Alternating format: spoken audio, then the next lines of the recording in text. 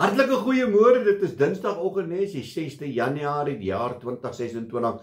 My naam is Dani Gerber, man is my weer opgewonde om saam met te kan kuier rondom God se woord. Halleluja.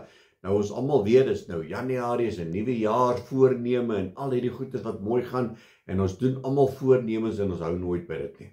Maar daar's iets wat ons hierdie jaar moet aanleer en ons moet dit doen en dit is vergifnis.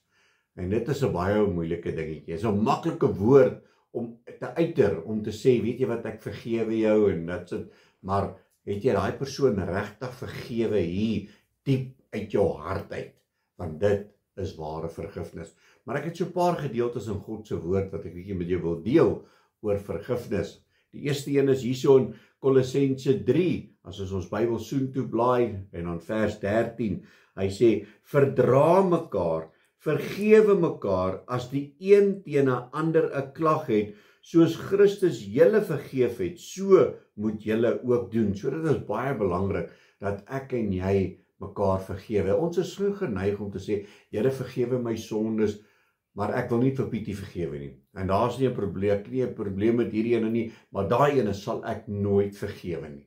En die Here sê baie duidelik, verdra mekaar, vergewe mekaar as die een teen 'n ander 'n klag het, soos Christus julle vergewe het. So die Here vergewe my en vir jou. Hoekom kan ons nie iemand anders te vergewe nie? Dit is 'n baie gevaarlike gedeelte as ons nie in God se wil bly en leef nie. En dan het ek 'n gedeelte hierso, Matteus 6 vers 14. Hy sê, want as julle die mense hulle oortredinge vergewe, sal julle hemelse Vader julle ook vergewe. Maar as julle die mense hulle oortredinge nie vergewe nie, sal julle Vader julle oortredinge ook nie vergewe nie. En dit is baie belangrik. So as jy dit in jou hart is en jy sê, weet jy wat, ek sal daai ou nie vergewe nie, vir wat hy aan my gedoen het, dan moet jy weet, as jy vanaand bid en jy vra die Here om jou sondes te vergewe, gaan dit nie vergewe word nie. So ons moet baie versigtig wees dat ons moet vergifnis hê teenoor ander, sodat die Here ons ook kan vergewe. Amen. En dan die ander ene is Matteus 18.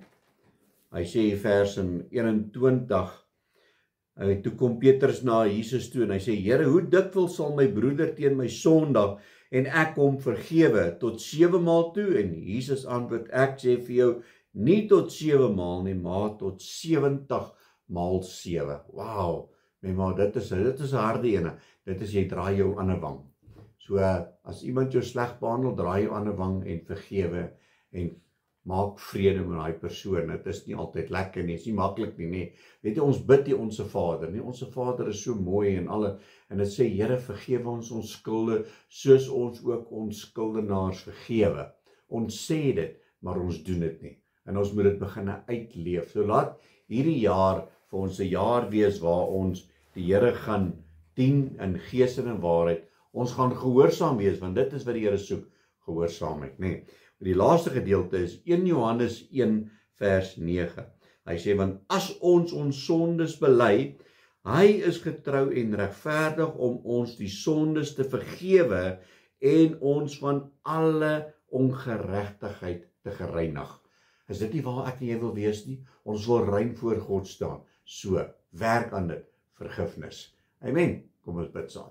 Halleluja, Abba Vader, Here, baie dankie, Here, vir hierdie woord vandag. Ja, Here, is 'n nuwe jaar en 'n nuwejaarsvoorneme om te sê, ek wil my blaadjie nie omslaan, maar Here, laat ons al begin met vergifnis. Want uit vergifnis gaan dit kom, dat ons in oorwinning kan staan, sodat ons alle ongeregtigheid vergewe sal word. Here, help ons om te vergewe, is my gebed in Jesus naam.